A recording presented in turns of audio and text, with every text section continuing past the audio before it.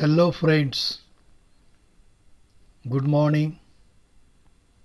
11th class, subject English. Friends, we have to continue the lesson. Look at the page number 28. You have text and we have started prose section, first section. And in the prose section, we have to see 1.3.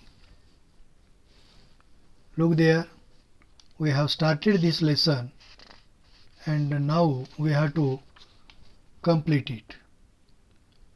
The call of the soil, a scent of rice. The call of the soil, a scent of rice. This lesson is written by Venkat Iyer. Friends, we have seen icebreakers, an introduction of the writer, and some part of the lesson. This is the second video on this lesson, and we have to look at the page 28. We have to see this paragraph. I decided to give it one last try. इथून पुढे आपणाला अभ्यास करत असताना आपण पाहिलेलं आहे की लेखक हे शहरी जीवन सोडून ग्रामीण भागामध्ये येतात. पालघर जिल्ह्यातील डहाणू तालुक्यातील पेठ या ठिकाणी शेती विकत घेतात व शेती करण्याचा निर्णय घेतात. पूर्वीचे त्यांचे आयुष्य IT कंपनीमध्ये गेलेले असते. ते प्रोजेक्ट मॅनेजर, त्याचबरोबर सर्व टेक्नॉलॉजीमध्ये त्यांनी त्यांचे कार्य केलेले आहे. परंतु ऑर्गॅनिक फार्मिंग करायचा हा उद्देश, हे ध्येय ठेवून ते शेती क्षेत्राकडे वळालेले आहेत हे आपण पाहिलं. आणि 2004 साली शेती विकत घेऊन पहिले मुगाचे पीक त्यांनी विकत घेतले, ग्रीन ग्राम. आणि बरोबर 1 वर्षानंतर म्हणजे पुढे एप्रिल 2005 मध्ये ते भाताची लागवड किंवा साळ पेरण्याचा उद्देश असतो. भाताचे पीक घेण्याचा त्यांचा उद्देश असतो. आणि भाताचे पीक घेत असताना स्थानिक बियाणे ते शोधतात. लोकल व्हरायटी ऑफ सीड्स, स्वदेशी बियाणे कोणते आहे याचा ते शोध घेतात. कारण त्या काळामध्ये त्या ठिकाणी बरेचसे हायब्रिड बियाणे भाताचे आलेले होते. परंतु ते स्वदेशी किंवा स्थानिक लेवलचे बियाणे शोधून ते लावण्याच्या प्रयत्नात होते. आणि म्हणून देशी व्हरायटी मिळते का याचा ते विचार करत असतात. आणि मग हा लेसनच पूर्ण तो आहे पहा, की एक बासमती तांदूळ, कासबाई बासमती तांदळाची सुरुवात किंवा त्या बासमती कासबाई हा जो काही भाताचा प्रकार आहे तो आपल्याकडे पूर्वी होता. तो नामशेष झाला होता, नष्ट झाला होता. परंतु आदिवासी भागामध्ये, ग्रामीण भागामध्ये, दुर्गम भागामध्ये काही प्रमाणामध्ये, की ज्या ठिकाणी प्रगती झालेली नाही, शहरीकरण झालेलं नाही, आधुनिकीकरण झालेलं नाही, अशा अत्यंत दुर्गम भागामध्ये एका दूरवर असलेल्या खेड्यामध्ये त्यांना ते बियाणे मिळते. पुढे ते वाढवतात. आणि कशा पद्धतीने ते बियाणे मिळवण्यासाठी त्यांनी प्रयत्न केले, पाठलाग केला, शोधाशोध केली, त्यांना कसे अडथळे आले, त्यांना लोकांनी काय सल्ले दिले, शेतकी अधिकाऱ्यांनी काय सल्ले दिले, इतर शेतकऱ्यांनी काय सल्ले दिले, ॲडवाईस केले, हे आपणाला याच्यामध्ये पाहणे अत्यंत महत्त्वाचे आहे. तर आपण पाहू आता. पहा, I decided to give it one last try and spoke to Baban's father and some other elders. After many meaningful conversations, they mentioned the name of कसबाई. आणि मग देशी व्हरायटी मी शोधत असताना एक शेवटचा प्रयत्न करायचे मी ठरवले. आणि बबन, त्यांचा असलेला तेथील सहकारी शेतकरी मित्र आणि बबनच्या वडिलांशी आणि इतर काही ज्येष्ठ लोकांशी लेखक बोलले. बऱ्याच अर्थपूर्ण चर्चेनंतर त्यांनी कसबाई या भाताच्या नावाचा उल्लेख केला. Next paragraph. Kasbai is a traditional long grain rice variety which has a distinct aroma though much milder than basmati. हा कसबाई हा जो तांदूळ आहे तो कोणत्या प्रकारचा आहे, तर बासमतीला जेवढा सेंट आहे त्यापेक्षा थोडा कमी, थोडा सौम्य, परंतु याचा एक विशिष्ट असा सुगंध आहे. बासमतीपेक्षा बराच सौम्य पण तरीही स्वतःचा विशिष्ट असा सुगंध असलेला हा तांदूळ कसबाई ही एक लांब दाण्याची भाताची जात आहे. आणि मग it's a long duration crop. पहा, मग कसबाई ही आत्ता का लागवड केली जात नाही त्या भागामध्ये? स्वदेशी वाण असताना सुद्धा, बासमतीसारखा सेंट असताना, लांब त्याच्या पद्धतीने त्याची आकार असताना सुद्धा, कारण हे दीर्घकालीन पीक होते. म्हणजे आता अलीकडे आलेले जे हायब्रिड आहेत हे कमी काळामध्ये निघणारे पीक, आणि हे जे स्वदेशी बासमती कसबाई होते, कसबाई, तर ते पीक निघण्यासाठी थोडासा जास्त कालावधी लागत असे. It's a long duration crop and most of the older people remembered growing it years ago, but they all shook their heads when I asked them about the seeds and told me that it had disappeared. आणि मग हे दीर्घकालीन होणारे पीक आहे आणि अनेक वर्षापूर्वी त्याचे पीक घेतले जात असल्याचे बऱ्याच ज्येष्ठ व्यक्तींनी स्मरण केले. पण त्याचे बियाणे कुठे मिळेल असे विचारताच त्या सर्वांनी नकारार्थी मान हलवून ते बियाणे आता लुप्त झाल्याचे सांगितले. कारण दीर्घकालीन पीक असल्यामुळे ते कोणीही सध्या लागवड करत नाही आणि म्हणून ते लुप्त झाले, नामशेष झाले, अदृश्य झाले असे बोलले जात होते. The tales of Kasbai made us more determined to get it. आणि मग कसबाई या तांदळाबद्दलच्या गोष्टी ऐकून ते मिळवण्याची आमची इच्छा अधिक दृढ झाली होती. डिटरमाइन याचा अर्थ दृढ होणे. We decided that if we did manage to get some seeds, this would be a great rice to grow. पहा, आणि मग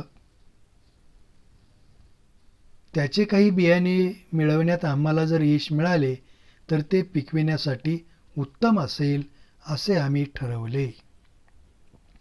I thought the government may know something about it. आता कसबाई बियाणे कोठे मिळेल? कदाचित शासनाकडे याविषयी काही माहिती मिळू शकेल असे मला वाटले. A visit to the agriculture officer was delighting. He had not even heard of this rice variety. आणि मग कृषी अधिकाऱ्याकडे दिलेली भेट फारच माहिती देणारी ठरली. A visit to the agriculture officer was enlightening. आता एनलाइटिंगचा अर्थ येते give greater knowledge and understanding. कृषी अधिकाऱ्याला दिलेली भेट ही खूपच माहिती देणारी ठरली. He had not even heard of this rice variety. त्या कृषी अधिकाऱ्याने या भाताच्या जातीविषयी ऐकलेही नव्हते. He said the villagers were taking me for a ride and there was no rice by this name. आणि मग ते अधिकारी बोलत होते की या ठिकाणी त्यांच्या मते गावकरी माझी दिशाभूल करीत होते आणि अशा कोणत्याही नावाचा भाताचा प्रकार अस्तित्वात नाही असे त्यांचे म्हणणे होते. See the next page, page number 29. He rattled off the names of a number of latest hybrid and even offered to give me some of them free of cost for a trial. तर rattle याचा अर्थ talk rapidly and at length, आणि मग घाई गडबडीत बोलणे. कृषी अधिकाऱ्याला कसबाईविषयी आम्ही विचारणा केली आणि कृषी अधिकारी काहीतरी घाई गडबडीमध्ये बोलत असताना, माहिती देत असताना त्यांनी आम्हाला वेगळेच सांगितले. त्यांनी बराच वेळ बडबड केली. रॅटल्ड ऑफ म्हणजे टॉक रॅपिडली, बडबड करणे. त्यांनी बराच वेळ बडबड केली आणि बडबड करून आधुनिक संकरित जातीची नावे सांगितली आणि त्यातली काही तांदळाची जात किंवा नमुने मोफत देण्याचीही तयारी दर्शविली. Cursing myself for wasting time with him, I move on to the next destination. आता कृषी अधिकाऱ्याकडे माहिती मिळवण्यासाठी गेलो तर त्यांनी हायब्रिड व्हरायटीज आम्हाला देण्याचे त्या ठिकाणी सांगितले आणि मग त्यांच्याकडे जाऊन वेळ फुकट घालवल्याबद्दल स्वतःला दोष देत मी पुढच्या ठिकाणी जायला निघालो. आता पुढच्या ठिकाणी गेल्यानंतर पहा, this time it was the Adivasi Mahamandal at Kasa which buys rice from the Adivasi villagers on behalf of the government. तर हे कासा हे जे गावाचं नाव आहे आणि मग पुढे मी शासनाच्या वतीने आदिवासी गावकऱ्याकडून तांदूळ खरेदी करणाऱ्या कासा येथील आदिवासी महामंडळाकडे गेलो. कसबाई did not figure in their files. आता आदिवासी महामंडळाकडे जेथे तांदूळ खरेदी केला जात होता अशा ठिकाणी जाऊन सुद्धा मी त्या ठिकाणी पाहिले की तेथील त्यांच्या फाईलमध्ये कसबाई तांदळाचा उल्लेख नव्हता. A good indication why people did not grow it anymore. The market itself did not recognize the rice. So, if you grew it, you would not be able to sell it. आता पुढे लोक आता त्या कसबाई तांदळाचे पीक का घेत नाहीत याचे ते स्पष्ट संकेत होते. कारण बाजारातच नाही म्हटल्यावर तुम्ही जरी ते पिकवले तरी तुम्ही ते विकू शकणार नाही. However, the officer in charge here had more knowledge of rice and did remember Kasbai being sold to him a few years ago. परंतु या आदिवासी महामंडळाच्या ठिकाणी जे अधिकारी होते त्या अधिकाऱ्यांनी मात्र त्यांना भाताच्या पिकाविषयी अधिक ज्ञान होते आणि काही वर्षापूर्वीपर्यंत कसबाई तांदळाची खरेदी केली असल्याचे त्यांना आठवत होते. ही माहिती या ठिकाणी मिळाली. आणि पुढे मग पहा. सो व्हेन आय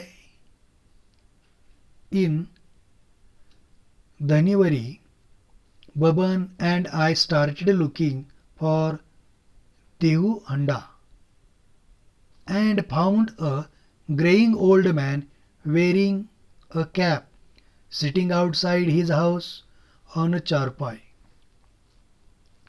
आणि मग पुढे कसबाई हा तांदळ त्या ठिकाणी विक्री केला जात होता पूर्वीच्या काळी अधिकारीने सांगितल्याबरोबर आम्ही त्या ठिकाणी परत आणखीन त्या बियाणाची शोधाशोध सुरू केली.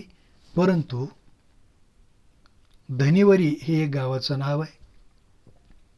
आणि मग तेव्हा धनिवरीला जाऊन मी आणि बबन देऊ हंडा यांना शोधू लागलो. हे व्यक्तीचं नाव आहे. तेथील माजी सरपंच देऊ हंडा यांना ते शोधू लागले. आणि शोधल्यानंतर त्यांच्या लक्षात आलं भेटल्यावर टोपी घातलेला पांढऱ्या केसाचा एक वयस्कर मनुष्य घराबाहेरच्या खाटेवर बसलेला आम्हाला आढळला. An ex sarpanch. देऊ हंडा हे माजी सरपंच त्या गावचे होते. An ex sarpanch of the village. He had acres of land, a huge house and a large family. आता देऊ हंडा हे कशा प्रकारचे व्यक्ती? माजी सरपंच, त्याचबरोबर त्या ठिकाणी भरपूर त्यांना शेती होती, त्याचबरोबर मोठे कुटुंब. After exchanging the usual pleasantries we came to the topic of Kasbai. त्यांना भेटलो, इकडल्या तिकडल्या गोष्टी झाल्या. प्लेझंटरीज याचा अर्थ आनंद वार्तालाप. आणि मुख्य मुद्दा म्हणजे आम्ही ज्या बियाण्याच्या शोधासाठी होतो कसबाई, तो विषय आम्ही काढला. The mere mention of Kasbai and Deu Handa drifted into the past. आता आम्ही कसबाईच्या नुसत्या उल्लेखाने देऊ हंडा भूतकाळात शिरले. His eyes turn dreamy and with tremble in his voice he told us how the entire village at one time grew only Kasbai. आणि देऊ हंडाला विषय काढल्याबरोबर ते भूतकाळात गेले आणि ते सांगू लागले की कशा प्रकारे पूर्ण गाव पूर्वीच्या काळी एकेकाळी कसबाईचे पीक घेत होते. आणि हे बोलताना त्यांच्या आवाजात कंप जाणवला आणि मी त्यांना गहिवरून आले आणि अवस्थेत ते बोलू लागले. He said, there was a time when people passing our village during lunch time would be forced to stop and ask for a meal. फार सुंदर आणि महत्त्वाची माहिती आहे. देऊ हांडा लेखकाला आणि बबनला ते सांगतात की पूर्वीच्या काळी एक काळ असा होता की जेव्हा जेवणाच्या वेळी गावावरून जाणारी माणसे वाटेत न राहून थांबायची. म्हणजे जेवणाच्या वेळी तिथून जाणारी जी माणसे होती दुसऱ्या गावचे किंवा बाहेरचे, ते थांबायचे. कारण थांबायचे आणि जेवणाची मागणी करायची. याचं कारण असं होतं की कसबाई तांदळाचा एवढा सुंदर मोहिनी घालणारा सुगंध होता. Because such was the alluring aroma of कसबाई. such was alluring aroma. आता अलरिंग याचा अर्थ मोहनी घालणारा, चार्मिंग, कॅचिंग, अत्यंत मोहक असा सुगंध या कसबाई तांदळाचा होता.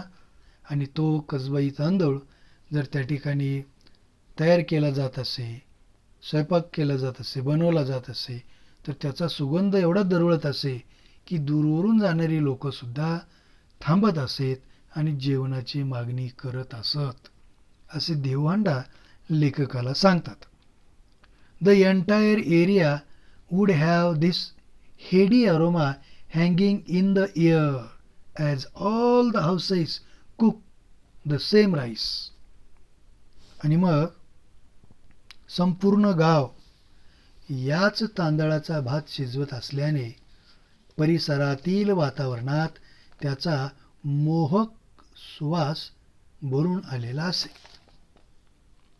आणि मग पुढे टुडे ही सेड, हे पूर्वीच्या काळी होते, पण आज काय अवस्था आहे? देवहांडा लेखक काय सांगतात? What is the present situation? पहा, today he said no one grew Kasbai. आणि आजच्या काळामध्ये कोणीही कसबाई तांदळाची लागवड करत नाही किंवा कसबाई भाताची लागवड केली जात नाही. Today he said no one grew Kasbai and everyone had shifted to growing the new hybrid varieties. आणि मग आता अलीकडे कुणीही कसबाईचे पीक घेत नाही, सर्वजण नव्या हायब्रिड, याचा अर्थ संकरित, हायब्रिड जातीच्या, संकरित जातीच्या भाताची पैदास करण्याकडे सगळे वळले आहेत. He claim he had to force himself to eat this rice that was so insipid. आणि मग ते स्वतः सांगतात की आता सगळ्यांनीच ही नवीन संकरित जात ते बियाणे लागवड करू लागलेले आहेत, त्यामुळे नाइलाजाने मलासुद्धा, देवहांडा सांगतात, नाइलाजाने त्यांनाही आता तो बेचव हायब्रिड संकरित तांदूळ खावा लागतो. इन्सिपाईड याचा अर्थ या ठिकाणी निरर्थक, टेस्टलेस, बेचव.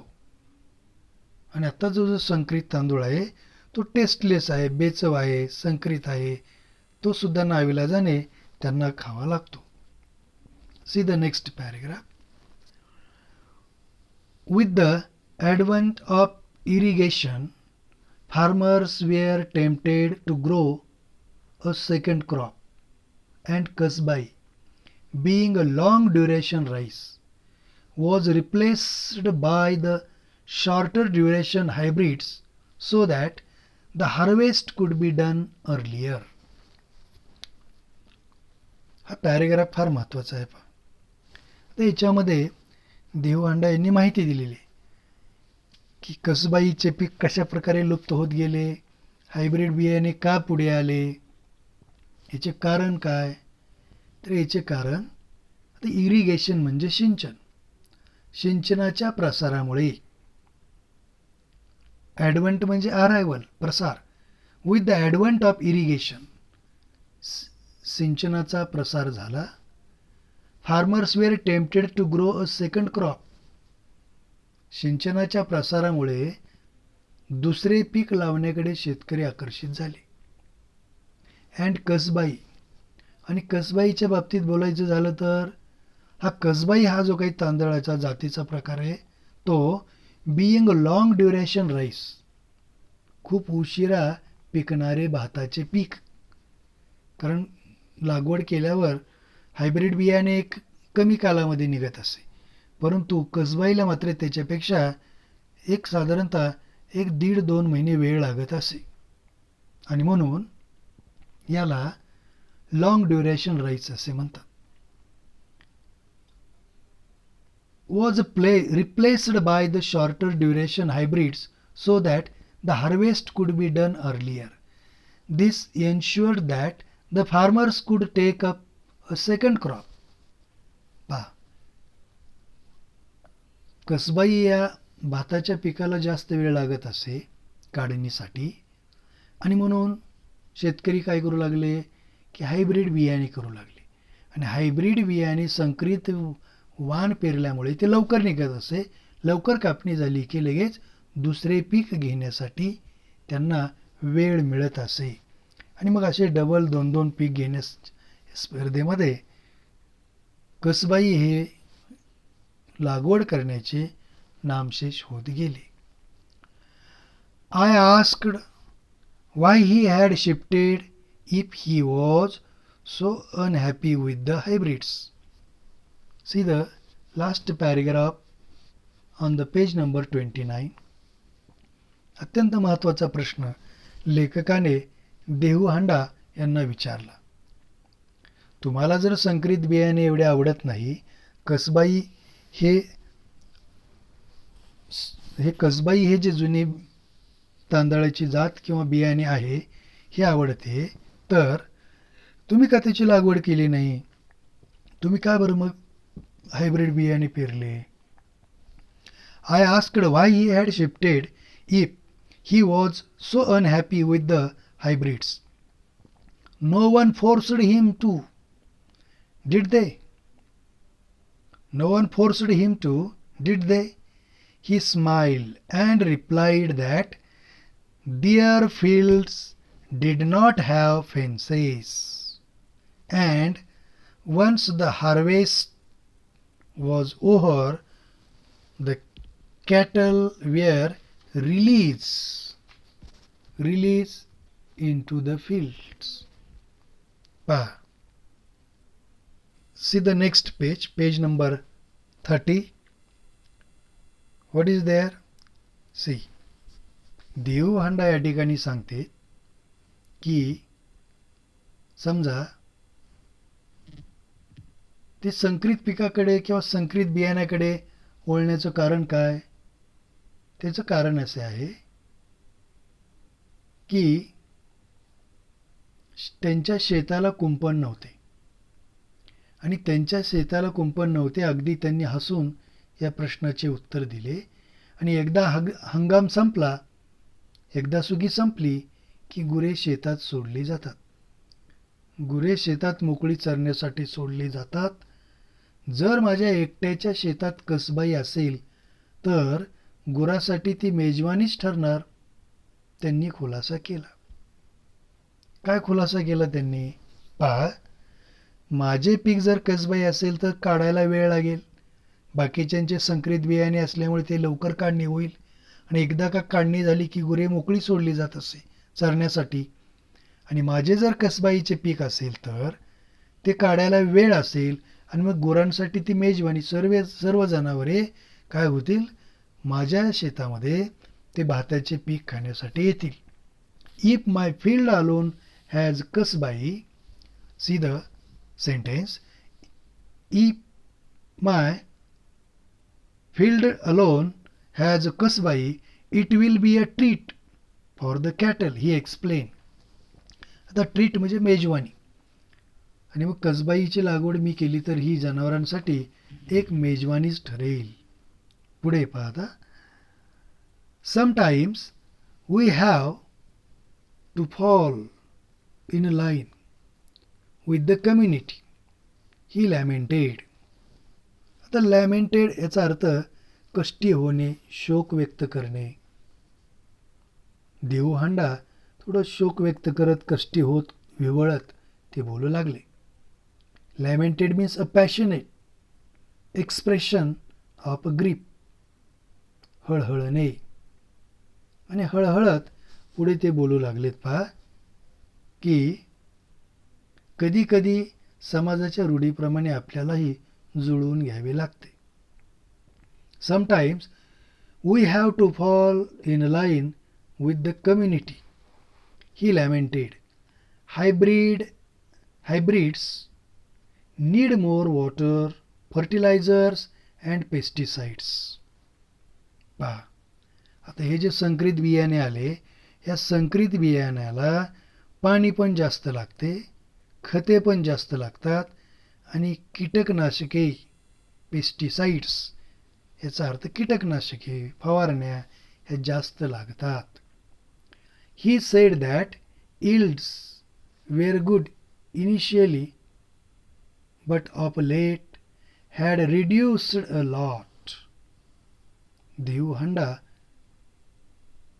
सांगतात की सुरुवातीच्या काळाला हे संकरित बियाणे लावले. सुरुवातीच्या काळात या संकरित बियाण्याला खूप चांगले उत्पन्न येऊ लागले. सुरुवातीला पीक अत्यंत उत्तम व उत्पन्न देणारे. पण हल्ली अलीकडे काय झाले पहा, what happen now days. But besides he said that each year they had to increase the quantity of urea and pesticides they used. अलीकडच्या काळामध्ये ते संकरित बियाणे पाहिजे तेवढे यील्ड देत नाही, पाहिजे तेवढे जास्त उत्पन्न देत नाही.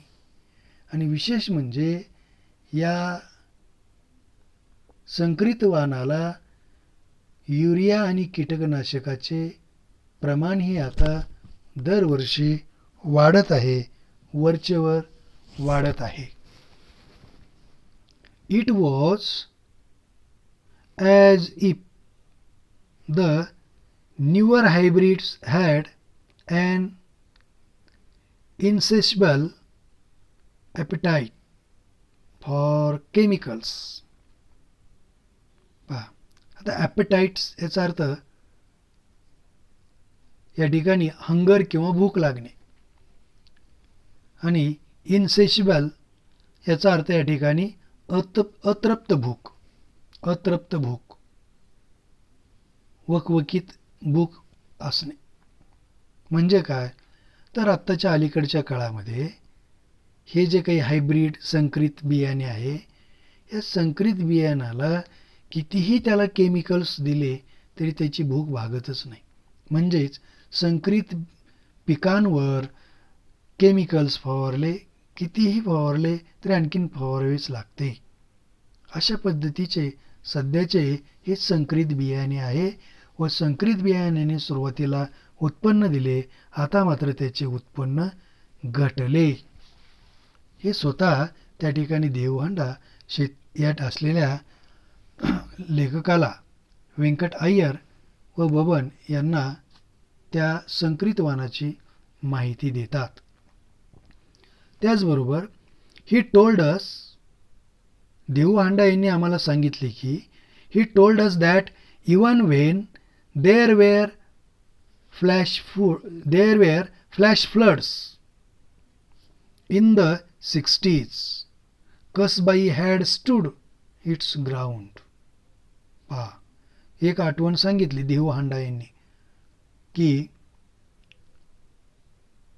त्यावेळेस 60च्या दशकामध्ये किंवा 60 साली महापूर आलेला होता. एवढा मोठा महापूर की अगदी खूप मोठा. आणि मग 60च्या काळात आकस्मित आलेल्या या पुरामध्ये कसबाईचे पीक तेवढे तग धरून उभारले होते.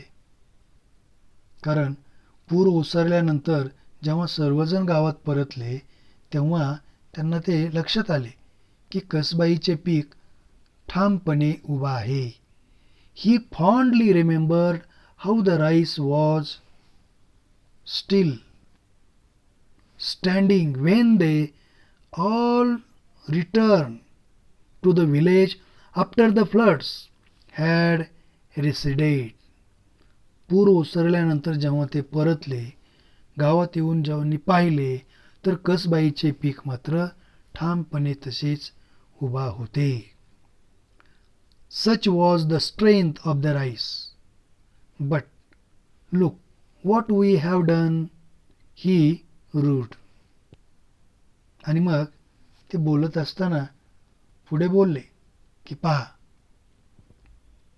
त्या कसबाईविषयीची त्यांनी आठवण सांगितली. महापुरामध्ये सुद्धा हे तांदळाचे पीक मजबूतपणे उभा होते. तर अशी या कसबाई तांदळाची मजबूती आहे. पण आता आपण काय करून ठेवले आहे पहा. ते हळहळत उद्गारले. ही रूढ याचा अर्थ येते हळहळणे. फ्रेंड्स, आपण पेज नंबर 30 वरील एक पॅरेग्राफ पाहिलेला आहे. आता आणखीन कसबाई या भाताच्या जातीबद्दल, कसा ते शोध घेतात, कुठे बियाणे मिळते, पुढे काय होते, या गोष्टी आपण आता पुढील व्हिडिओमध्ये पाहू. नेक्स्ट व्हिडिओमध्ये आपण निश्चित याचा अभ्यास करू. Friends, see you tomorrow on the page number 30. Okay friends.